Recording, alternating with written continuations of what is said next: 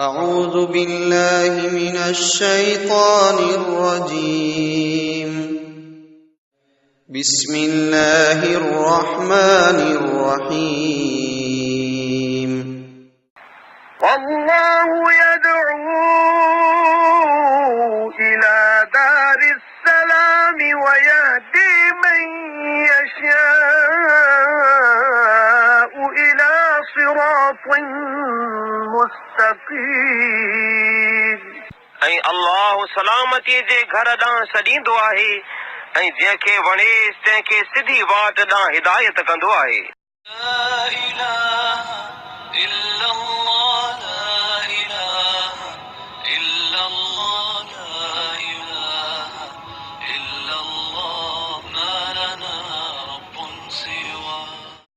ॾिसो कीअं हमलो करे थो।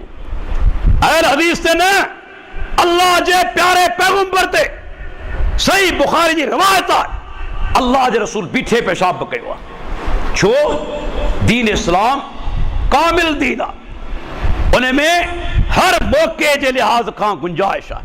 थी सघे तो इंसान खे का अहिड़ी तकलीफ़ थी पए वेही पेशाब न करे सघे, थी सघे तो अहिड़ी जॻह ते वञी पेशाब करण जी नौबत अचे जो जेकॾहिं वेही पेशाब करे तो छंडा किरनि था।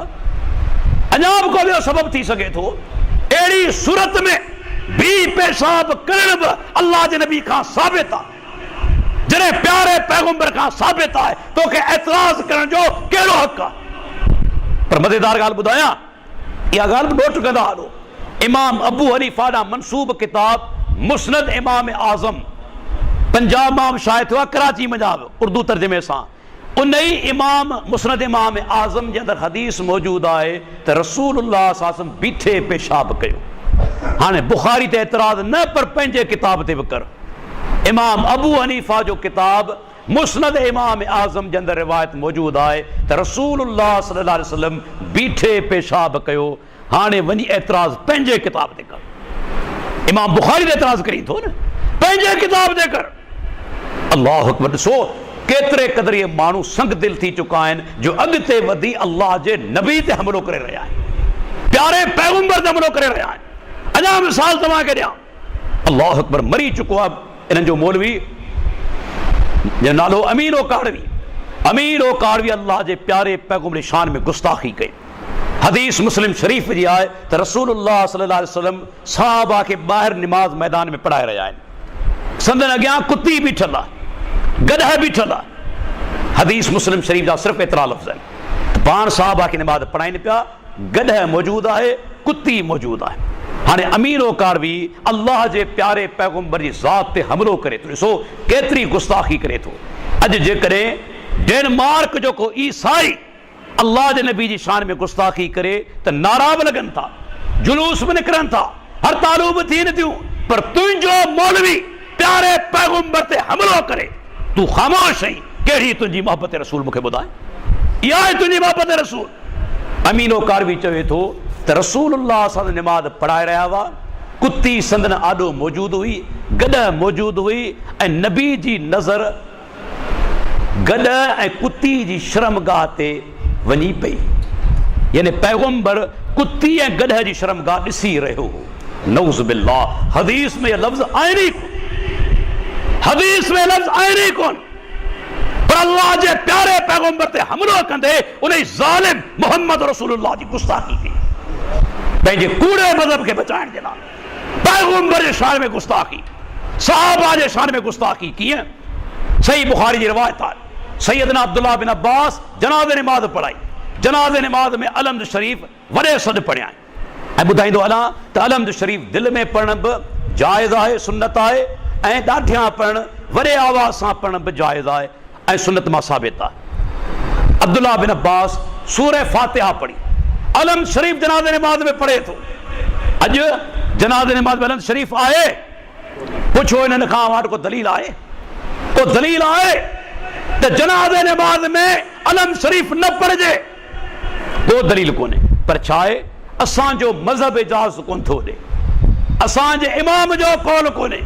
मूंखे ॿुधाए तो कलमो कंहिंजो पढ़ियो, मोहम्मद रसूलुल्लाह जो या कंहिं उम्मती जो? कंहिंजो तो कलमो पढ़ियो आहे? अल्लाह जे नबी खां सबूत आहे? उम्मती चवे तो न, तू चवी तो उम्मती जी गाल के वठंदुसि, तुंहिंजो पैगंबर ते ईमान कोन्हे, उन उम्मती ते ईमान आहे। अल्लाहु अकबर। सैयदना अब्दुल्लाह बिन अब्बास जनाज़े नमाज पढ़ाई, अलम शरीफ वॾे आवाज़ सां पढ़े थो। जॾहिं नमाज ख़त्म थी, माण्हुनि खे चवे थो ख़बर अथव अलहम्द शरीफ मूं छो वॾे आवाज़ सां पढ़ी आहे? ले तालमू अन्नहा सुन्नतुन, तां त तव्हांखे ख़बर पइजी वञे जनाज़े नमाज में अलम शरीफ पढ़णु अल्लाह जे प्यारे पैगंबर जी सुन्नत आहे। सुन्नत आहे। जे सहाबी जॾहिं चवे सुन्नत आहे त कंहिंजी सुन्नत थींदी? मोहम्मद रसूलुल्लाह जी। ऐं ॿुधाईंदो हलां किन हनफी आलमनि इन खे तस्लीम बि कयो आहे। काज़ी सनाउल्लाह पानीपती हिंदुस्तान जो मशहूरु हनफी आलिम थी गुज़रियो आहे, जंहिंजो तफ़सीर मज़हरी मशहूरु आहे। चवे थो जॾहिं गुज़ारे वञा मुंहिंजी जनाज़े नमाज में अलहम्द शरीफ पढ़ी वञे।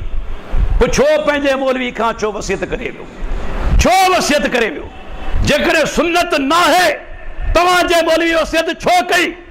कराची में मौजूदु आहे, अञा जीअरो आहे, मुफ्ती तकी उस्मानी सही बुखारी जी शरह लिखी आहे, इनामुल बारी।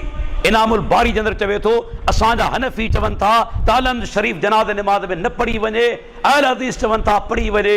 चवे थो हक़ीक़त हीअ आहे त इन में असांजो जेको हनफी आहिनि तिन जा दलील मज़बूत कोन्हनि मज़बूत। पाण ऐलान करे थो। ॿुधाइणु चाहियां थो सहाबी जी गुस्ताखी करे थो अमीनो काड़वी। अमीनो काड़वी हनफी आहे, उनजो नज़रियो छा आहे त जनाज़े नमाज में सूरह फातिहा नाहे पढ़णी। चवे थो सहाबी छो चयो थी सुन्नत आहे?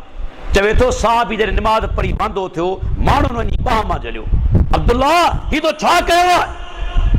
अलम शरीफ तो छो पढ़ी आहे? अमीनो काड़वी चवे थो त पंहिंजी जान छॾाइण जे लाइ अब्दुल्ला बिन अब्बास चयो तो सुन्नत आहे। पंहिंजी जान छॾाइण जे लाइ। सहाबी त अमरो कोन्हे छा? सहाबी पंहिंजी जान पे छॾाई? अल्लाहु अकबर। हालांकि सहाबी चवे थो अल्लाह जे प्यारे पैगंबर जी सुन्नत आहे।